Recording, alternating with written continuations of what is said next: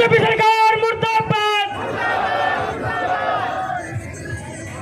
भाई माइक चलाइए। Hello mike चला दे। Hello hello hello hello. भारतीय किसान यूनियन, हेलो भारतीय किसान यूनियन, गुरनाम सिंह चुड़ोनी जिंदाबाद जिंदाबाद जिंदाबाद, गुरनाम सिंह चुड़ोनी जिंदाबाद जिंदाबाद जिंदाबाद, गुरनाम सिंह चुड़ोनी जिंदाबाद जिंदाबाद जिंदाबाद, गुरनाम सिंह चुड़ोनी जिंदाबाद जिंदाबाद जिंदाबाद, गुरनाम सिंह चुड़ोनी जिंदाबाद जिंदाबाद जिंदाबाद, गुरनाम सिंह चढ़ूनी जिंदाबाद गुरनाम सिंह चढ़ूनी जिंदाबाद, भारतीय किसान यूनियन जिंदाबाद भारतीय किसान यूनियन जिंदाबाद, मोदी मुर्दाबाद मुर्दाबाद मुर्दाबाद मोदी सरकार मुर्दाबाद मुर्दाबाद, जिंदाबाद जिंदाबाद, गुरनाम सिंह चुड़ोनी जिंदाबाद जिंदाबाद जिंदाबाद, भारतीय किसान यूनियन जिंदाबाद, भारतीय किसान यूनियन जिंदाबाद, बीजेपी सरकार मुर्दाबाद मुर्दाबाद मुर्दाबाद, बीजेपी सरकार मुर्दाबाद मुर्दाबाद मुर्दाबाद। भाई साथी सभी बैठ जाएं, जो खड़े जी प्लीज बैठ जाएं, मैट खाली खड़े खड़े जी बैठ जाएं, पीछे एक मैट पीछे है जी, कोई साइड में ना खड़े हैं जी। हाथ जोड़ के सभी किसान व मजदूर से अपील है जी 10 मिनट के लिए भाई जूस का प्रोग्राम चले बंद करते जी 10 मिनट के लिए जी। जो चाय पकौड़े का लंगर है रिक्वेस्ट है जी प्लीज बंद कर दें। भाई सभी बैठ जाए जी, साइड में कोई ना खड़े जी। भाई सभी साथी बैठ जाएं, काफी देर से प्रधान जी का वेट कर रहे थे, वो आपके बीच पहुंच चुके। भारतीय यूनियन किसान एकता किसान एकता किसान एकता, गुरनाम सिंह चुड़ोनी गुरनाम सिंह चुड़ोनी। अपने ब्लॉक प्रधान नहीं रहा कोई सा भी।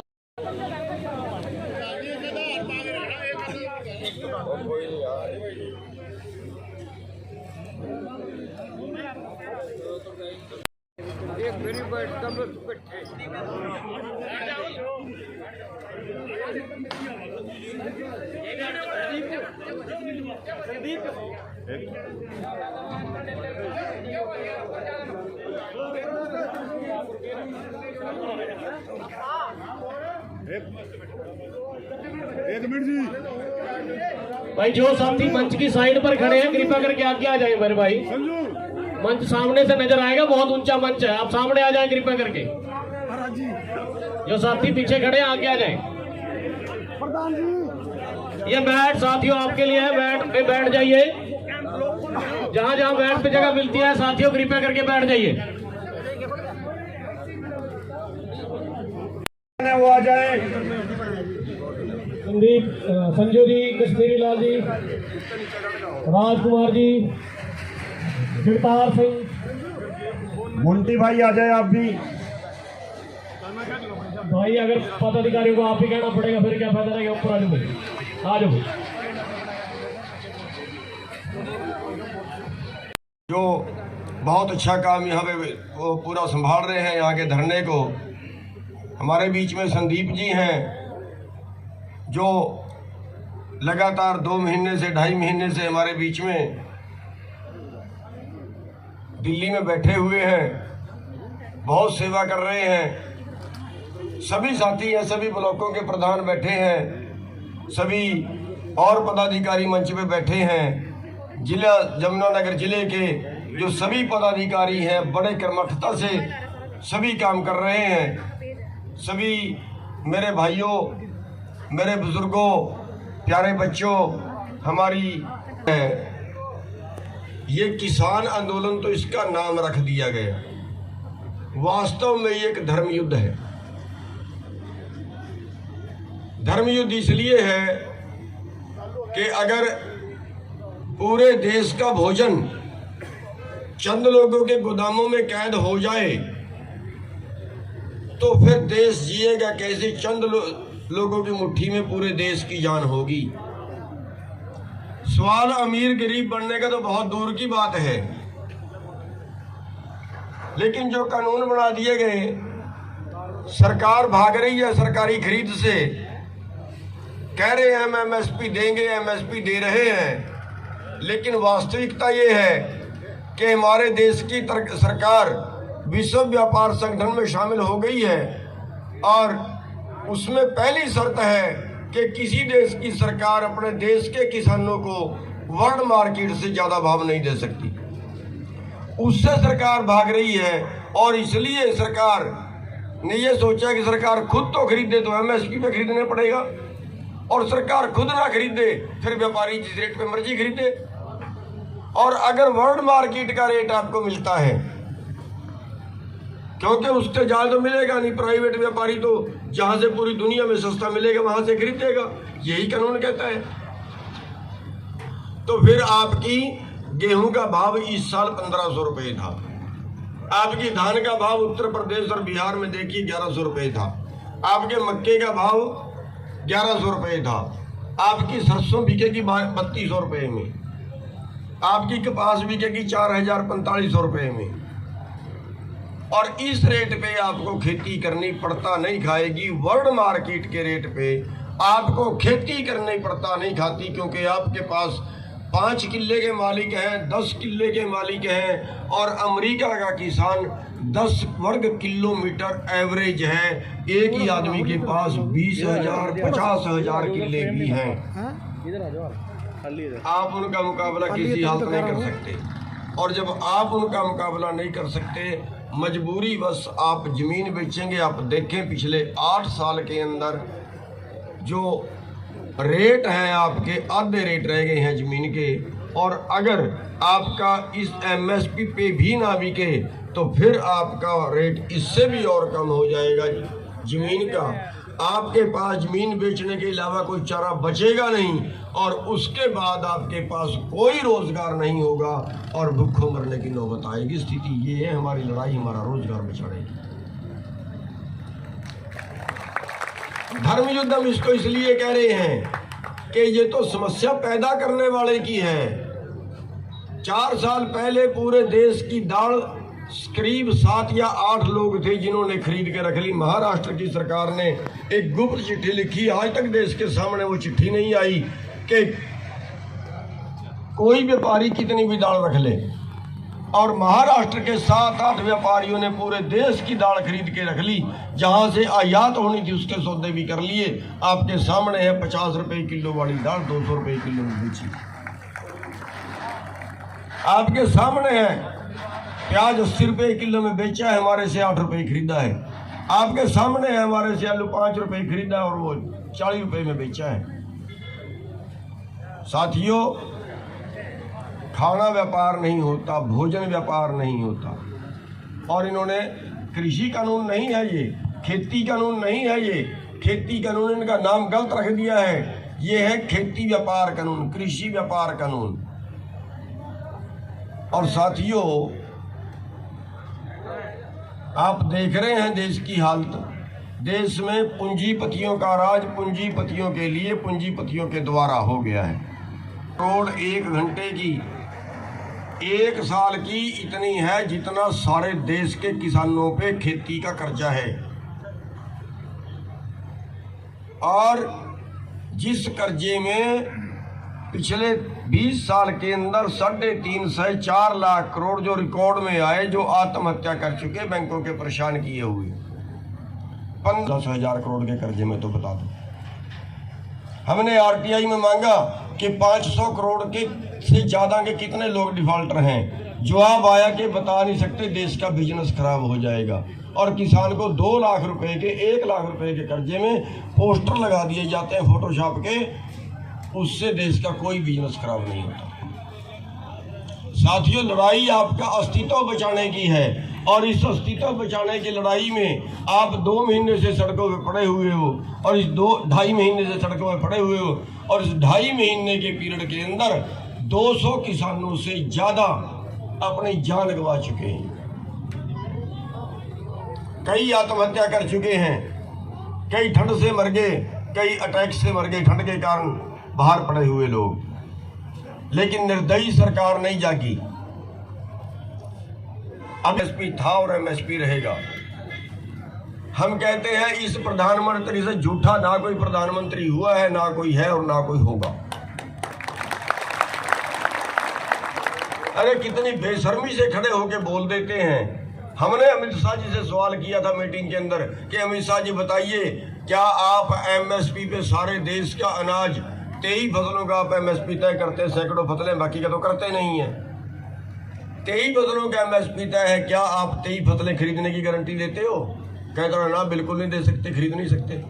और आंकड़ा सामने ये निकल के आया कि न्यूनतम से कम भाव से पे अगर हमारी फसल बिके तो हमारा पैसा बढ़ता है 17 लाख करोड़ और हमें मिलता है 13 से 14 लाख करोड़।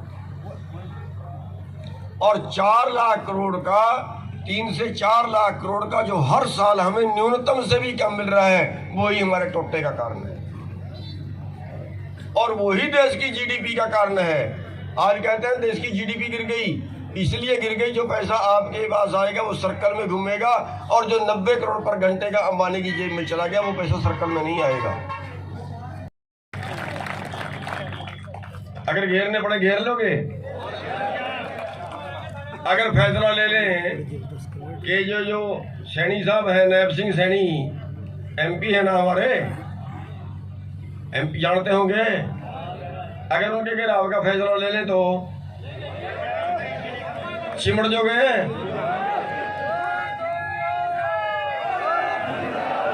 साथियों, अभी देखिए, हमने शांति बनाए रखनी है, हमने किसी पुलिस वाले से नहीं झगड़ना। हमारे भाई हैं, हमारे परिवारों के बीच से हैं, अंदर से वो भी कहते हैं शायद भी आंदोलन होना चाहिए। हमने किसी अधिकारी से नहीं झगड़ना है। लेकिन अगर बीजेपी वाला कहीं पे रैली करे ना, अगर ये कहीं पे खट्टर को बोले था ना रैली कैंसिल कर दे, कह रहे 700 पंचायत करेंगे किसान आंदोलन के मुकाबले में। किसान आंदोलन के मुकाबले में किसान को आंदोलन को तार पीड़ो करने के लिए 700 रैलियां करेंगे देश में। सबसे पहली चमचागिरी की खट्टर ने, कह रहा करनाल में रैली करूंगा। 2 बार मना किया, जान दे यार, कह रहा मैं नहीं करूंगा, बंसीलाल बन गया। दोबारा फिर मैसेज दिया, मत कर रैली, कह रहा नहीं करूंगा। हमने कहा आजा फिर।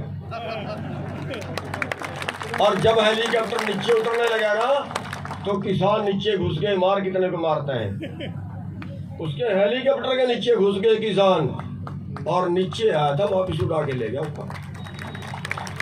और जाते ही ऑर्डर कर दिया कि बस अब नहीं रैली करेंगे। दम भी इतना है, जाते ही ऑर्डर कर दिया कि हरियाणा में से रैलियां बंद। 26 तारीख का प्रोग्राम इन्होंने कहीं कहीं किए ना, इधर से तो कैंसिल ही कर दिए, पर कहीं कहीं किए। जहां जहां भी किसी नेता का प्रोग्राम था वहीं पे रिक्वेस्ट की, करे यार 26 जनवरी का प्रोग्राम तो हो जाने दे। हमने कहा चलो 26 जनवरी का कर लो, कोई धार्मिक प्रोग्राम है, कहीं मत्था टेकने वाला वहां भी आ जाओ।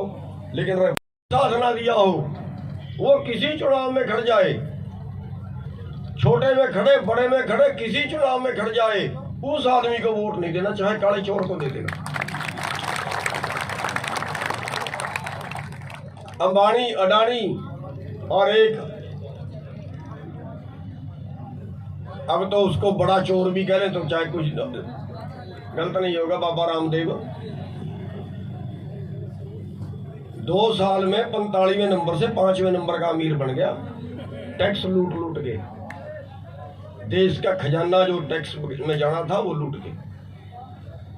इनका सब कितनी भी कुर्बानियां हो हमें देनी। साथियों, आगे का टाइम है क्योंकि आज कई प्रोग्राम हैं और जरूरत से ज्यादा।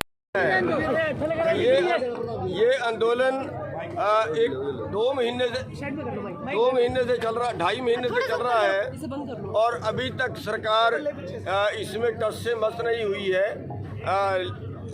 और इस आंदोलन में जैसे यहाँ पे ये भाई बहुत दिनों से टोल बंद किए हुए बैठे हैं, ऐसे ही बाकी जगह भी बैठे हैं, बहुत सी जगह पे धरने चल रहे हैं। तो हमने प्लान बनाया कि सबका धन्यवाद किया जाए मौके पे जाके, और सब और जो भाई हैं, जो हमारे दलित भाई हैं, जो हमारे दुकानदार भाई हैं, उन भाइयों को भी इसमें और साथ जोड़ा जाए। देखिए ये उनका मैटर है, ये सरकार का मैटर है। वो किसान संगठन में नहीं है और वो जिस तरह से कर रहे हैं वो सरकार का काम है और उनका काम है। लेकिन पोल खोल ले, किसान यूनियन ने क्या किया? किसान यूनियन तो आंदोलन लड़ रही है, उसके पास जो पोल है खोलनी चाहिए, किसी के पास भी वो सबको खोलनी चाहिए। अगर किसान यूनियन कुछ गलत करती है और उनकी किसी के पास पोल है तो जरूर खोलनी चाहिए, सबको खोलनी चाहिए। यहाँ पे पीपली में जो लाठी डंडे, अरे कितने तो सिर पटे नजर आए, कितनी वीडियो है, जाकर चलो हम दिखा देते हैं उनको वीडियो, फिर वो इस्तीफा दे देंगे। अगर हम उसको वीडियो दिखा दें पीपली में लठ मारने की और उनकी फोटो भी दिखा दें जो उन्होंने सिविल में खड़ा के लठ मारे थे, उनका आइडेंटिटी कार्ड भी दे देंगे वो पुलिस वाले थे, फिर क्या कंवरपाल जी इस्तीफा दे देंगे? अगर देते हो तो आप पूछ लेना, सवाल कर लेना, फिर हम दिखा देंगे। इसके इंतजार कर रहे हैं, रोज डीकते हैं कि आज पीएम की कॉल आए, आज पीएम की कॉल आए। अभी तक तो आई नहीं। मेरे को ये लगता है कि जितना झूठा पीएम है इतना झूठा पीएम आज तक देश को नहीं मिला है और ये हमारी बदकिस्मती है कि आज अब मिल रहा है। देखिए आंदोलन पूरी तरह सफल है और हरियाणा में तो बहुत ज़्यादा सफल है और हरियाणा की सरकार मेरे को लगता है अगले कुछ ही दिन चलेगी, वरना ये तो टूटेगी। ये तो मेरे को नजर आ गया, सीएम तो नहीं रहेंगे। तो जवाब ये देना चाहेंगे फिर करनाल में कौन थे यहाँ से भागे थे?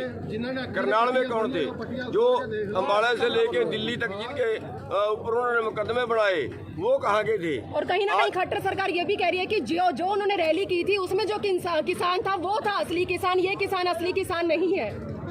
देखिए वो तो बीजेपी के कार्यकर्ता हैं, बीजेपी तो अपने कार्यकर्ता को जहाँ मर्जी बुला ले। किसान तो ये बैठे हैं, किसान बॉर्डर में बैठे। हम उनको कहते हैं अगर किसानों को समझाना चाहते हैं, आपके बिल ठीक हैं, तो फिर किसान तो हमारे पास इकट्ठे हैं, वहाँ आके समझा दें।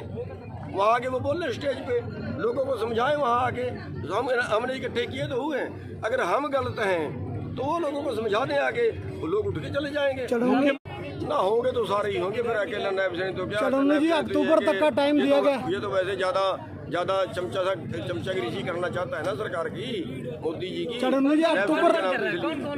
है करेंगे तो सारे एमपीओ का करेंगे। चमचागिरी में कौन कौन शामिल है? अक्टूबर तक का टाइम दिया गया। देखिए चमचागिरी में जहाँ तो खट्टर साहब और नायब सैनी तक का टाइम दिया टकैत ने, और बाकी है तो सारे ही, फिर जिस चीज का बस चलता है। गलत दे रहे हैं उससे हम कोई सहमत नहीं है ना। कोई संयुक्त किसान मोर्चे का फैसला, उनका अपना विचारधारा कुछ भी हो सकती है, या उन्होंने किसी तरह मजाक में कह दिया अक्टूबर तक का टाइम देने का मतलब बना, हम लड़ेंगे अभी लड़ेंगे। सर कहीं ना कहीं इस आंदोलन को जो है विपक्ष की राजनीति का भी हर जगह जो है नाम दिया जा रहा है, क्या कहेंगे उसके बारे में? ये तो सरकार के पास और कहने के लिए बचा क्या है? पहले आपका नाम कभी वो कहते हैं पाकिस्तान से डालिए, कभी कहते हैं कांग्रेस डालिए, कभी कहते हैं चीन से डालिए, कभी कहते हैं खालिस्तानी, और उनके पास बकवास करने के बिना है क्या? देखिए वो आरएसएस का दलाल था। और एक और बात बता दूं, उस आरएसएस के दलाल पे जो संयुक्त मोर्चे ने निकाला नहीं है, निकाल देना चाहिए था, मेरा भी उसको निकालने में बस नहीं चला।